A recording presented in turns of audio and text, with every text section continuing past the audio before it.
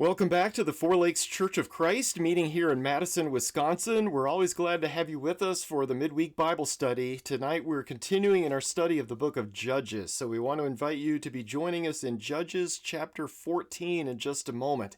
As always, if you have any questions, any comments, or concerns about today's class, if you have something we need to be praying about as a church, if there's something we can do to encourage you spiritually, we want to invite you to get in touch. You can send a message to me personally at info@fourlakeschurch.org.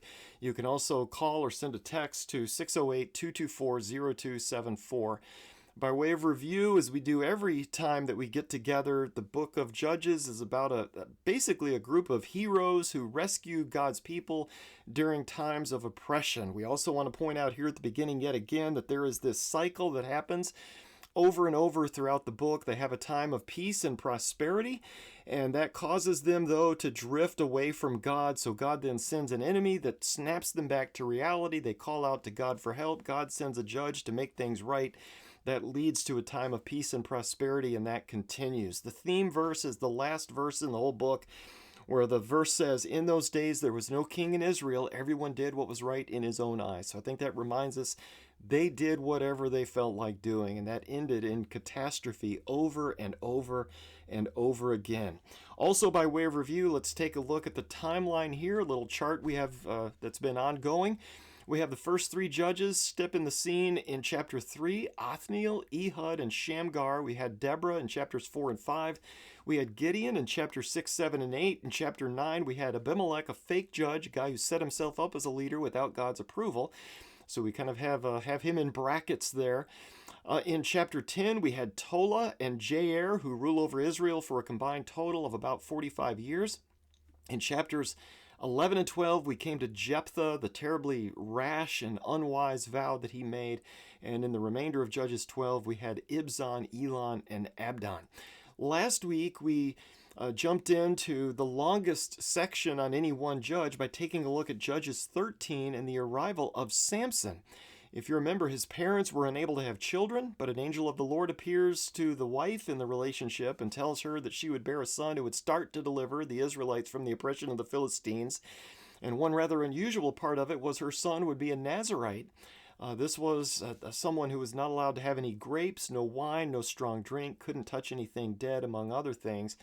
And this was to start before he was born. This applied to her in a sense. She was not to do any of these things. And so we had Samson born in the last few verses of chapter 13 last week. And the Spirit of the Lord started working in his life in some way. As we said then, kind of a switch was flipped. And he was starting to be called to do the work that God wanted him to do.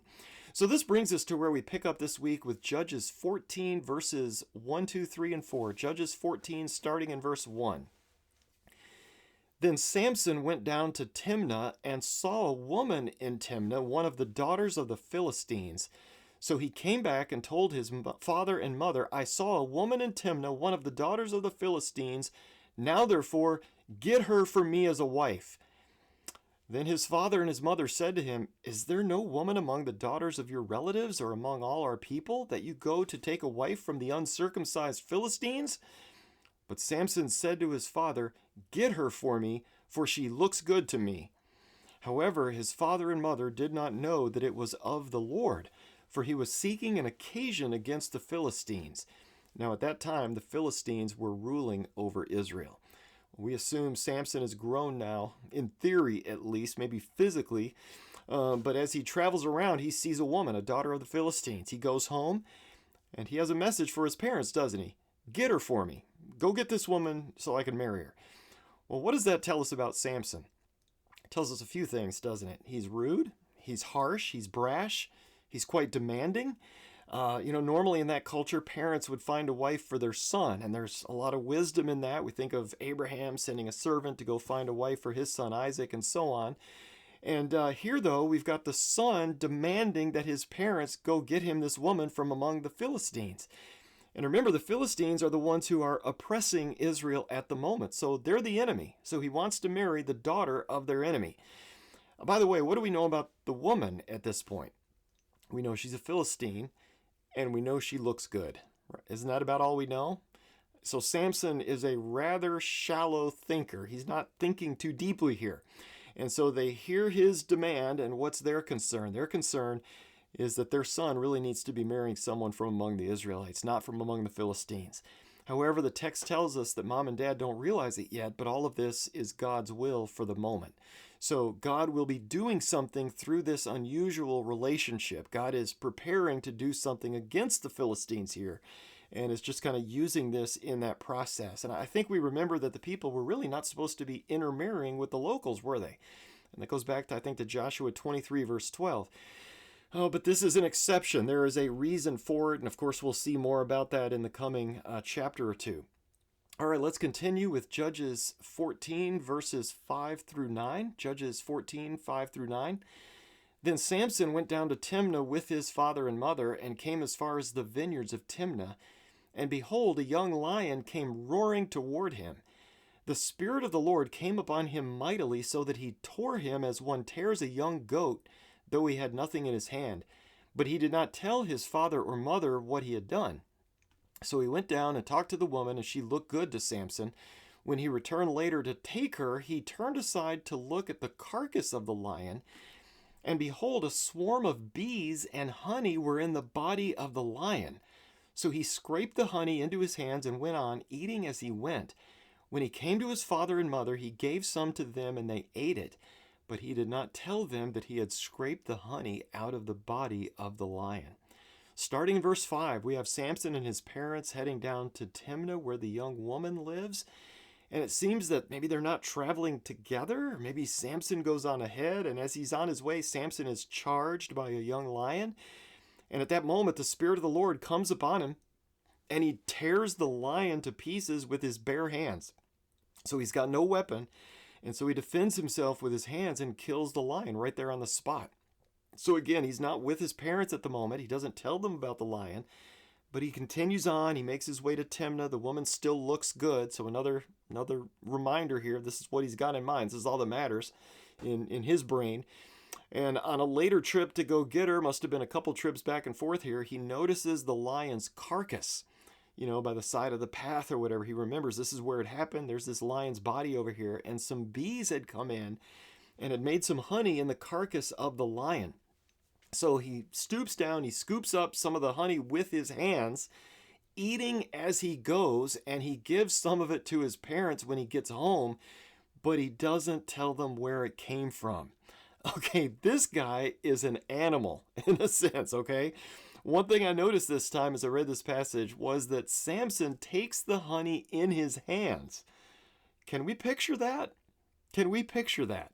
Imagine finding a bunch of bees in a dead lion and reaching in and scooping up the honey out of the guts of the lion with your bare hands, and then eating it straight out of your hands, and then taking home the leftovers for mom and dad in your hands.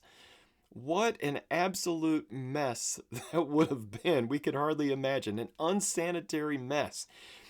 Okay, so let's just ask, why is it significant that Samson doesn't tell his parents where the honey came from? Okay, well, first of all, it's gross.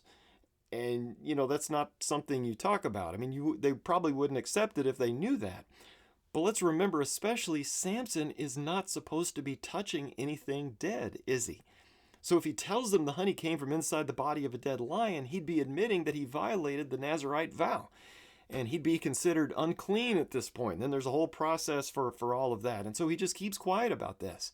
What they don't know won't hurt them, in a sense.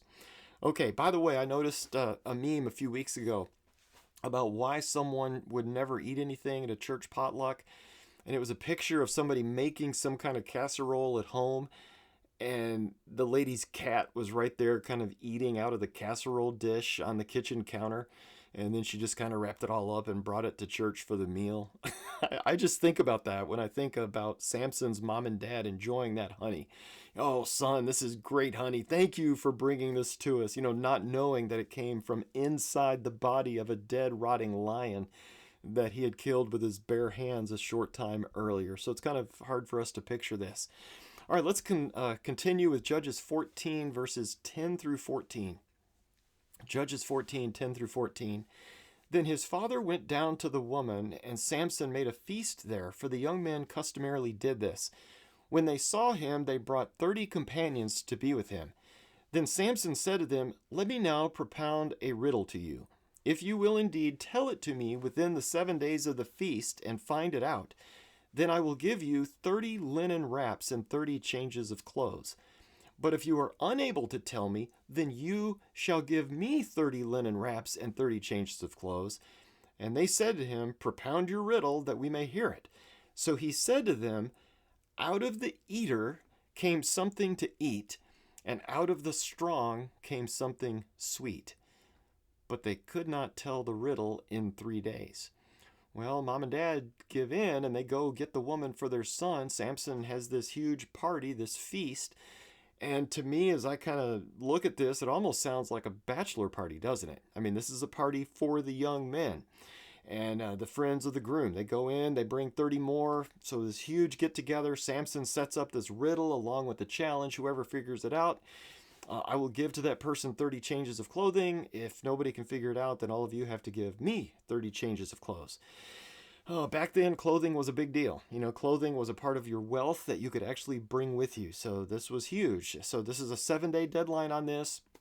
And the riddle, of course, is out of the eater came something to eat, out of the strong came something sweet. Well, at that point, I think most of us can probably figure it out, right? We know something that nobody back then knew at that point. You know, we have verses 5 through 9. But his friends, of course, do not. And so they're kind of stumped by this, that they don't get it. Well, the feast continues for 3 days with no answer to the riddle. So let's wrap it up by taking a look at what happens next. This is Judges chapter 14, verses 15 through 20. Judges 14, 15 through 20. Then it came about on the 4th day that they said to Samson's wife, "Entice your husband, so that he will tell us the riddle, or we will burn you and your father's house with fire. Have you invited us to impoverish us? Is this not so?" Samson's wife wept before him and said, "You only hate me, and you do not love me. You have propounded a riddle to the sons of my people, and have not told it to me." And he said to her, "Behold, I have not told it to my father or mother, so should I tell you?" However, she wept before him 7 days while their feast lasted, and on the 7th day he told her, because she pressed him so hard. She then told the riddle to the sons of her people. So the men of the city said to him on the 7th day before the sun went down, "What is sweeter than honey, and what is stronger than a lion?" And he said to them, "If you had not plowed with my heifer, you would not have found out my riddle." Then the Spirit of the Lord came upon him mightily, and he went down to Ashkelon and killed 30 of them, and took their spoil and gave the changes of clothes to those who told the riddle. And his anger burned, and he went up to his father's house. But Samson's wife was given to his companion, who had been his friend. So at the beginning of that passage, we get to day number 4 of the 7-day feast. And let's notice the men are so desperate for an answer to the riddle that they talk to Mrs. Samson and threaten to kill her and burn down her father's house if she doesn't give them the answer. And I know this culminates on the 4th day, but it seems that they had been maybe talking like this throughout the feast, because she's been approaching her husband, looks like here for the whole 7 days. So anyway, they are so desperate. They talk to her. She doesn't give them the answer right away because she doesn't know it. But in response, the woman cries to her husband, "You hate me." You know, how's that for jumping to a terrible conclusion? Like, this is not the way to argue within a family scenario, is it? You know, when any little thing happens, you won't tell your friends the answer, or won't tell me the answer to a riddle, therefore you hate me. Kind of jumps to the extreme here. So being a bit dramatic, you know, he should have just told her to calm down. That usually works. But she takes this to her husband, pitches it as if he's leaving her out of something and not giving her the answer and hating her in the process and all that. Now, at the end of verse 16, we have, I think, something else that is somewhat concerning. As Samson defends himself, part of his response is, "Behold, I have not told it to my father or mother, so should I tell you?" And I don't know if you see this, but to me, Samson is suggesting here that his parents outrank this woman. That's the way I would take this. That is a dangerous attitude to have in a marriage. To say, "Well, I haven't even told my mom and dad, so why should I tell you?" Implying that they are more important than she is. You know, in marriage, a man is to leave his father and his mother and is to cleave or join himself to his wife. He is to leave home and establish a new home, to be joined with his wife. They are now a family. putting his wife above his own parents. That's the way it should be. But that doesn't seem to be what's happened here. His wife, though, keeps up the pressure. Samson finally gives in. He spills the secret, the answer to the riddle, and she immediately turns around and gives the answer to the men at the party, his enemies. So this is a terrible relationship all around. I mean, just in the nick of time, the men come to Samson with the answer. What is sweeter than honey? What is stronger than a lion? So the answer is Samson got honey from a lion. He was talking about that in riddle form. As if the marriage isn't messed up enough as it is, notice how Samson responds to his so-called friends. If you had not plowed with my heifer, you would not have found out the riddle. Ouch. Okay, if I understand that correctly, Samson calls his own new wife a cow. A heifer is a young cow that has not yet had a calf. So Samson, though, lets the men know that he knows how they got the answer by plowing with my wife. And in response, Samson gets the 30 outfits to pay up on his end of the challenge by going out and killing 30 other Philistines and bringing their garments back to make the payoff. Can we picture that? So what happens if you kill 30 people? What do those outfits look like? Well, they got holes in them, don't they? They have stab wounds and blood and guts, and here's your garments. Here's your 30 changes of clothing from your own people. I went down and killed them to pay off this little bet. So are we starting to see something about Samson here? Are we starting to understand the sense of anger that he has? Not only is he impulsive, not only is he demanding, not only is he just a wild, very unwise husband, but he also has some huge anger issues. He is a violent man. At the end of the chapter, Samson's wife is given to the guy who is pretty much the best man at the wedding. I think that's kind of how I would assume this goes. What a messed up family. So let's just keep this in mind. Let's try to imagine how Samson might react to this act in the future, his wife being given to the best man. And I think that'll bring us to where we hope to pick up next week. All right, for now, we are now at the end of Judges 14. Samson is out there as an adult now. He's proven himself not only to be impulsive, but also incredibly violent. And he can do this on his own. He doesn't need an army. It's just like a one-man killing machine on a rampage here and there with not a whole lot of thought behind it. And so this is the man who God will use to further harass the Philistines. He's got it in him. And God has chosen this man from before he was born for this reason. As always, if there's something we need to be praying about, let us know. Send a text or make a call, 608-224-0274, or send a message to info@fourlakeschurch.org. But as we close, let's all go to God in prayer together. Our Father in heaven, you are the God of all the earth, creator of everything that we see around us. Thank you for making such an amazing place to enjoy and to explore. We're thankful for all of the seasons that we experience, and we're thankful that we can enjoy this place with the people we love. We're thankful, Father, for salvation and for forgiveness, for the promise of a life after this one, a life with you for all of eternity. We pray that you would give us the strength to stay faithful until the end. We pray that you would be with our members who are struggling with their health, both mental and physical. Be with those who are struggling with addiction, those who are struggling with the limitations of these temporary bodies.